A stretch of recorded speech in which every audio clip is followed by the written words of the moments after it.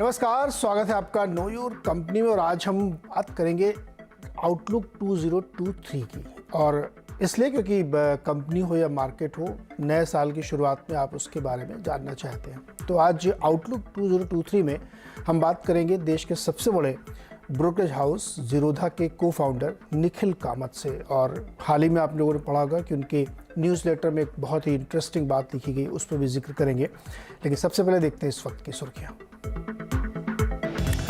Corona को लेकर high level बैठकों का दौर शुरू। प्रधानमंत्री मोदी ने 3:30 बजे बुलाई उच्च स्तरीय समीक्षा बैठक। नीति आयोग, स्वास्थ्य मंत्रालय के अधिकारी होंगे शामिल। पीएम के सामने दिया जाएगा प्रेजेंटेशन।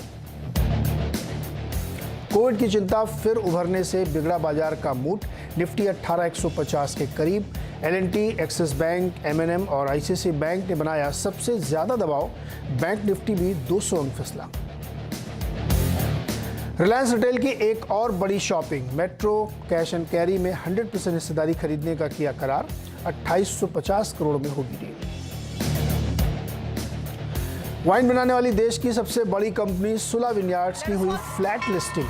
357 इशू प्राइस के मुकाबले 361 रुपए प्रति शेयर के भाव पर हुई लिस्टिंग। अब शेयर 3% नीचे। अजंता फार्मा में हुई 1.7% शेयर्स की बड़ी डील। प्रोमोटर ने बेचे 21,90,000 शेयर। सीएनबीसी आवाज की एक्सक्लूसिव खबर पर 3% स्टॉक नीचे।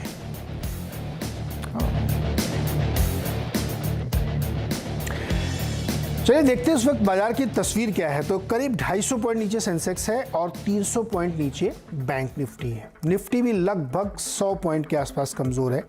एक समय ये 150 पॉइंट तक गया था, लेकिन वहाँ से रिकवर हुआ और अभी ये 100 पॉइंट के, अब 90 पॉइंट टू बी प्रिसाइज, उसके आसपास है। और ब्रॉडर मार्केट में आप देखेंगे तो मिड कैप में आज सबसे ज़्यादा कमजोरी है, 350 पॉइंट की। परसेंटेज टर्म में जहाँ के बाकी इंडाइसेस आधे % के आसपास कमज़ोर है, ये 1.13% कमज़ोर है।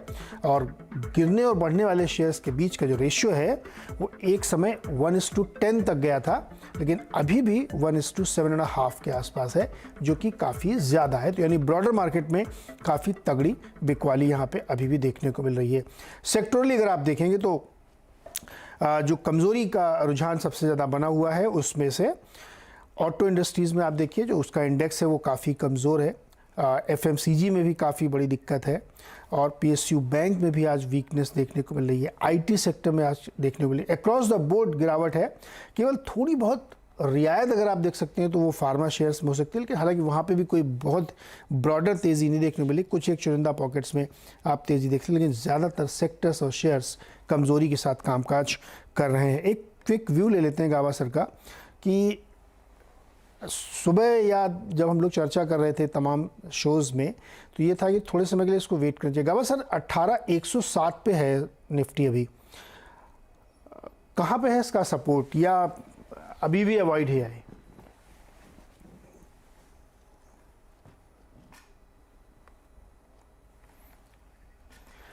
गावा सर आवाज आ रही है आपको? बोलिए आवाज आ रही। मैं कह रहा हूँ निफ्टी 18,100 पे है, तो ये कोई लेवल है सपोर्ट का? 18,000 ये साइकोलॉजिकल सपोर्ट है। अच्छा, आज एक्सपायरी है, इसलिए 18,000 यहाँ पर संभल सकता है। हो सकता है थोड़ा 50 पॉइंट प्लस माइनस हो सकता है, लेकिन ये जोन ऑफ सपोर्ट है। अगर किसी ने शॉर्ट किया तो शॉर्ट कवरिंग की जगह यही है। तो 18,000 अभी ट्रेड करा, 18,100 थोड़ा डिप मिलता है तो कवर कर लीजिए। यहाँ पर लॉन्ग जा सकते हैं, एग्रेसिव ट्रेड होगा। 100-150 पॉइंट का स्टॉप लॉस लगा के जाएंगे तो मुझे लगता है कि अपमूव मिलना चाहिए लास्ट 1 आवर 2 घंटे में, वो मुनाफा दे सकता है ऑन द लॉन्ग साइड। ये शॉर्ट कवरिंग की जगह है निफ्टी। और बैंक निफ्टी में भी सेम? बैंक निफ्टी में थोड़ा और डिप मिल सकता है। जो आज का लो है करीब 42,260, मैं समझा वहां पर 42,000 इंपॉर्टेंट है, तो यहाँ से 42,000 का ध्यान दें, सोच समझ के जाए तो फिर एक बाउंस मिल सकता है लास्ट 1-1.5 घंटे में। तो डिप्स बायबल है फॉर अ टारगेट करीब 42,500, ज्यादा नहीं। ओके, तो ये बाजार का रुख बन रहा है। जो गाबा जी का कहना है कि बहुत एग्रेसिव है तो आप लॉ ले सकते हैं, वरना 18,000 पर एक साइकोलॉजिकल सपोर्ट यहाँ पे मिल सकता है। चलिए आउटलुक 2023 की तरफ बढ़ते हैं और हमने कहा कि आज हम बातचीत करेंगे जीरोधा के को फाउंडर निखिल कामत से। निखिल हमारे साथ जुड़ गए हैं। निखिल, बहुत बहुत स्वागत है आपका सीएनबीसी आवाज़ पर। और आउटलुक 2023 की हम लोग बातचीत करेंगे, तैयारी लोग नए साल की करेंगे। मार्केट में एक अजीब सा इस समय एक माहौल दिख रहा है, बहुत तरीके की खबरें प्ले हो रही हैं। कैसे देख रहे हैं आप मार्केट को इस वक्त, अगर हम 2023 के नज़रिए से समझने की कोशिश करें आपसे? तो 3 या 4 बड़े इश्यूज हैं जो हमारे मार्केट्स के खिलाफ शायद जाएंगे। एक होगा ये कोविड के नंबर्स चाइना से बढ़ते जा रहे हैं।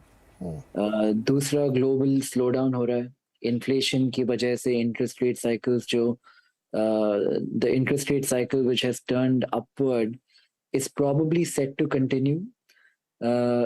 जो लोन हम डोमेस्टिकली लेते हैं उस the rate of interest on that loan will probably go up 200-250 basis points by virtue of the action that has happened up until now.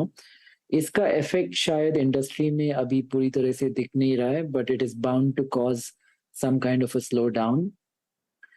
और थर्ड विषय ये जियोपॉलिटिकल टेंशन जो है, जो बढ़ता जा रहा है and it's getting dragged, it's nearing the 1 year mark to now. ये लगता नहीं है कि कभी in the near future solve होने वाला है।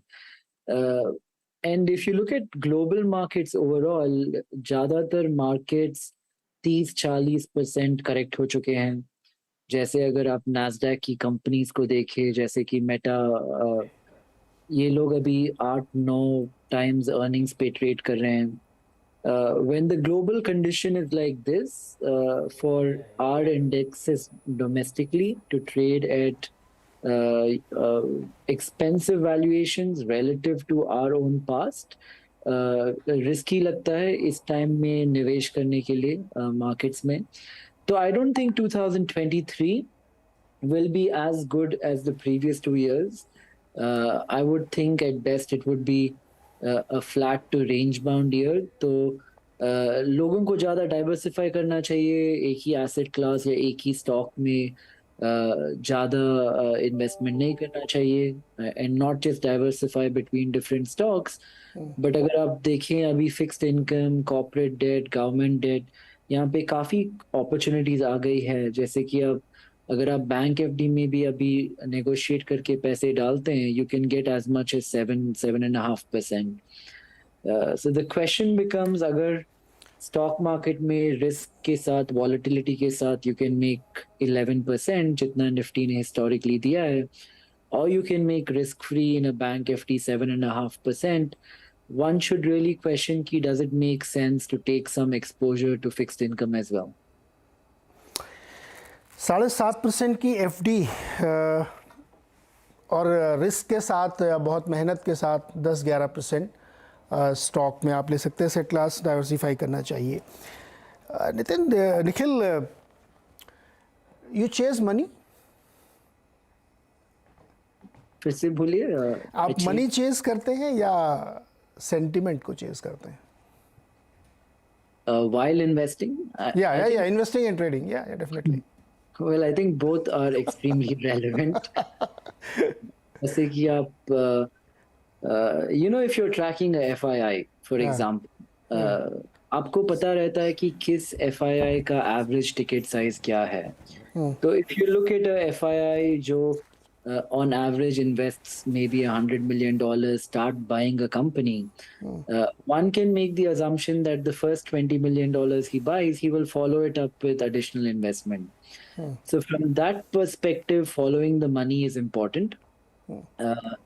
हमने इसके ऊपर थोड़ा रिसर्च किया था just recently. ट्रैक्ट FIIs ने क्या किया है पिछले 5 सालों में versus DIIs ने क्या किया है। ये दोनों इनवर्सली प्रोपोर्शनल हैं। जब एक खरीदता है तो दूसरा बेचता है, जब दूसरा बेचता है तो एक खरीदता है। But on average DIIs are right more often than FIIs. DIIs are right about 50% of the time, FIIs are right about 35% of the time. तो अगर किसी को मनी चेज करना है तो he would be better off chasing what the domestic institutions are doing versus FIIs. And to that end, DIIs seem to be buying right now. पिछले 1 महीने से वो खरीद तो रहे हैं। तो निखिल, ऐसा बीच में वो 15% कौन है जो उसको करता? 50% तो FII, जो 35% DIIs।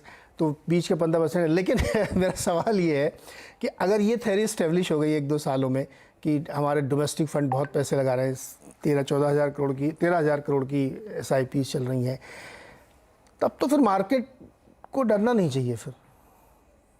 तो नीरज, डोमेस्टिक इन्वेस्टर्स और रिटेल मार्केट के in terms of what percentage is held by what class in the market, retail holds about 7.5%.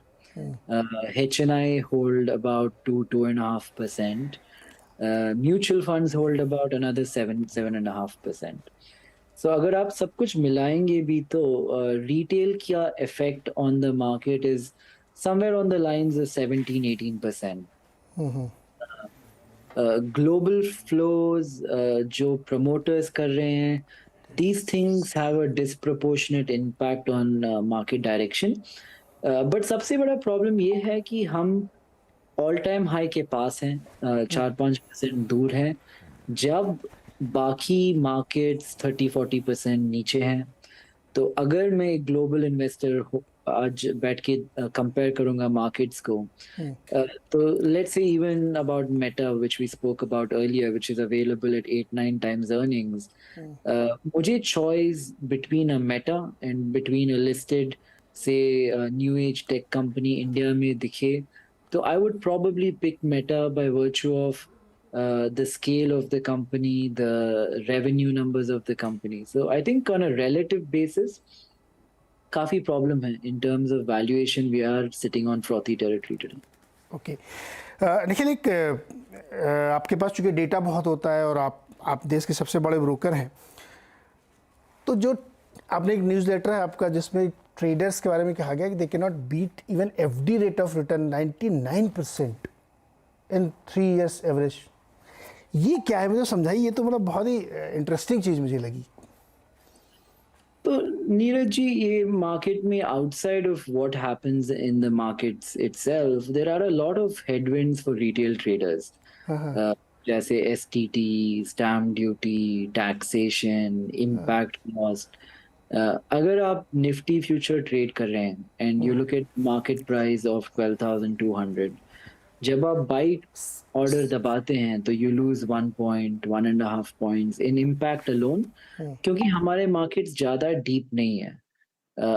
उस पे आप ऐड कीजिए 1 point plus of STT and you add stamp duty, transaction charges, सब add कीजिए। अगर कोई retail trader दिन में 10 बार ट्रेड करे buy and sell, he has lost maybe 15 points, 20 points, including impact in the Nifty, in terms of cost of trading itself. अगर ऐसे odds के साथ traders को पैसे कमाने पड़े तो it's not very easy, and inherently leverage है.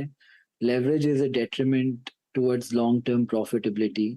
So for many reasons ये होता है, but I think the onus is on the entire ecosystem to make trading more efficient in terms of cost. और मैं brokers की बात नहीं कर रहा हूँ क्योंकि they are working at next to negligible cost today. I'm not only talking about us, but a vast majority of brokers out there. And B, to encourage trading in a manner where the impact cost in the market goes down significantly.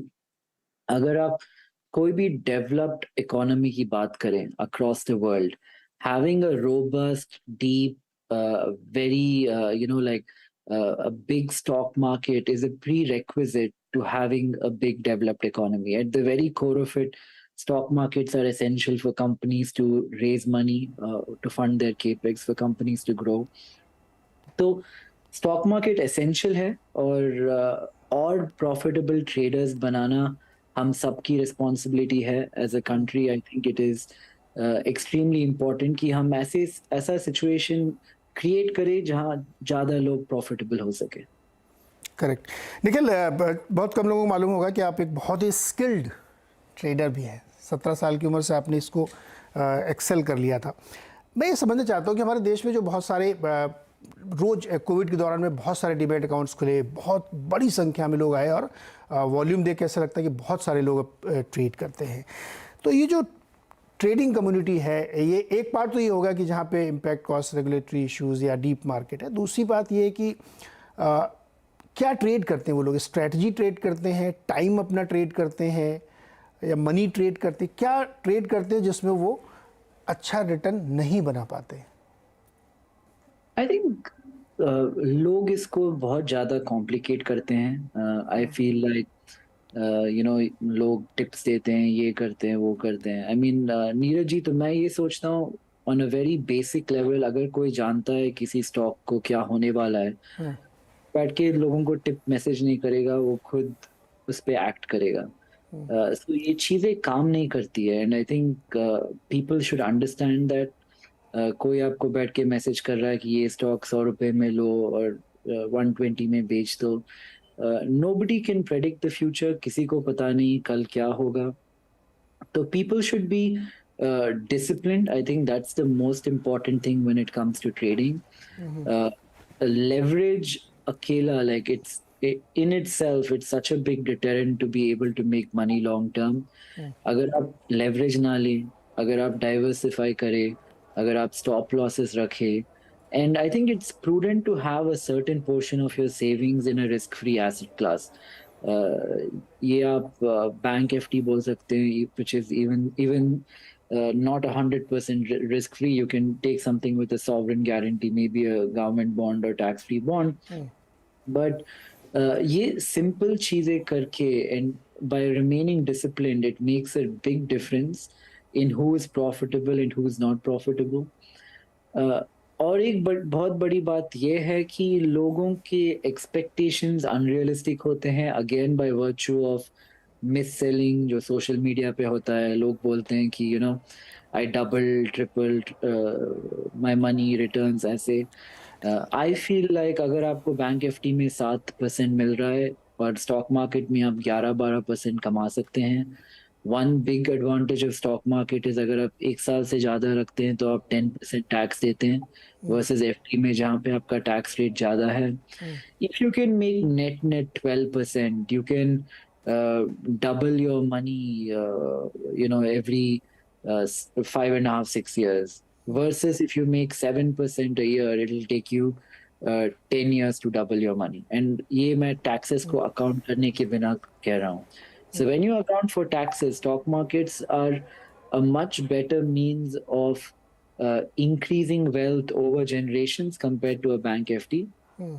When लोगों के expectations और realistic होते हैं and they're able to focus on making the 12%, ये automatically risk कम लेते हैं. And I feel like if you're able to double your net worth every 5-6 years, it's an incredible investment, a really good asset class. तो काफ़ी हद तक ये psychological game भी हो गया कि आपको अपनी ग्रीड और एक्सपेक्टेशंस और इन्फ्लुएंसेस से बचना है, जिससे कि आप एक पता नहीं साइंटिफिक तरीका हो सकता है क्या है कोई इसका, एक कि साइंटिफिक तरीका होता है क्या इसका Nikhil? I mean, psychology is a subject which has been studied for a long time. हम लोगों के सबके emotional biases होते हैं. जैसे हम लॉस से ज़्यादा डरते हैं जितनी खुशी हमें प्रॉफिट से होती है. So we are always a little bit more risk averse than we should be. तो ज़्यादातर ट्रेडिंग यही होता है कि अपने बायसेस के ऊपर कंट्रोल रखना चाहिए. It doesn't matter what rules one sets for themselves, but the key is to follow a bunch of rules, be disciplined, try to make that 12-13% a year, which I think is possible over the long term. And do not deviate and do not be swayed by emotions in the short term, या कोई किसी और की advice or what mass hysteria might be leaning towards. I think if you do these few things simply and diligently, the odds of you being profitable long term go up a lot. Okay, तो मैं show खत्म करूँ इसलिए पहले निखिल एक बात मैं कहना चाहता हूँ जिसको आप एग्री डिसएग्री करें, जो मैं इस बातचीत से समझ पा रहा हूँ कि अगर आप बहुत स्किल्ड नहीं है, बहुत डिसिप्लिन नहीं है और बहुत थॉट थ्रू प्रोसेस से नहीं जाते हैं, तो आप FD को बीट नहीं कर पाएंगे, आप कितने बड़े ट्रेडर हों, क्योंकि आपके बायसेस हैं, आप इन्फ्लुएंस्ड हैं. तो फिर आपको इन्वेस्टिंग का रास्ता अपनाना चाहिए जहाँ पे ज़्यादा सेफ प्ले आप कर सकते हैं, राइट? या तो अगर मैं कुछ कह सकता हूँ तो I don't believe there is such a thing as talent या skill. These things are all a factor of our own evolution. हमने क्या सराउंडिंग्स में we have grown, what is the kind of knowledge we have consumed, what are the kind of investors we have spent time around, who are our peer group. These things form you into being a more experienced trader. And मैं कहता हूँ कि अगर आप ये चीजें ठीक से कंट्रोल करें और अपने बाइसेस को कंट्रोल कर सके, तो then you should do trading. And even more so than trading, I would recommend investing. And in both of this, I would say, follow these rules where you don't leverage, you don't trade on borrowed money, you diversify a lot, you don't buy any small cap companies, stick to blue chip. ये चीजें करेंगे तो आपके profitable होने के odds definitely ऊपर जाएंगे. Okay Nikhil, बहुत बहुत शुक्रिया. और मेरे मन में लगातार ये बात आ रही, जब से मैंने न्यूज़लेटर आपको पढ़ा था कि इस बारे में आपसे बातचीत ज़रूर की जाए कि ट्रेडर्स के लिए, इन्वेस्टर के लिए 2023 में क्या क्या उनको ध्यान रखना चाहिए. बहुत शुक्रिया हमारे साथ बातचीत करने के लिए और ट्रेडर्स को एजुकेट करने के लिए. Thank you so much sir.